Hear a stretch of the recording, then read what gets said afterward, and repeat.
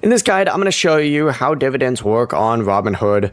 Intro. Now, first things first, you need to own a stock or an ETF that actually pays dividends. To check, open up Robinhood, tap on whatever stock you want to look at, and I'll show an example real quick. But like, if you pull up Bitcoin, for example, you want to scroll down to the stats section for whatever stock it is that you're looking at, and you need to check to see if it says div yield or div yield.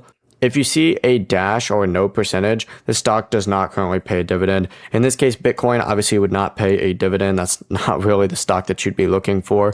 But that's how you would check to see if stock has a dividend. If there is a yield percentage, that means the stock is going to pay dividends, and Robinhood will show basic dividend info, but it's a good idea to always double check the dividend yield, payout date, and the ex-dividend date from another reliable source. The ex-dividend date is important because you usually need to own the stock before that date in order to receive the next dividend payment. And when the dividend is paid, it's usually going to go into your Robinhood buying power unless you have the dividend reinvestment turned on.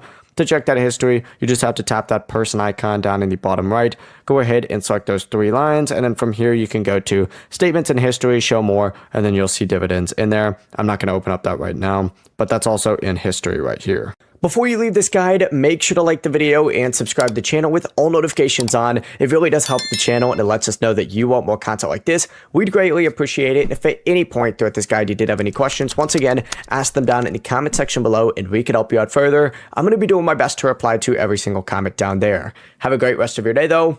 Peace.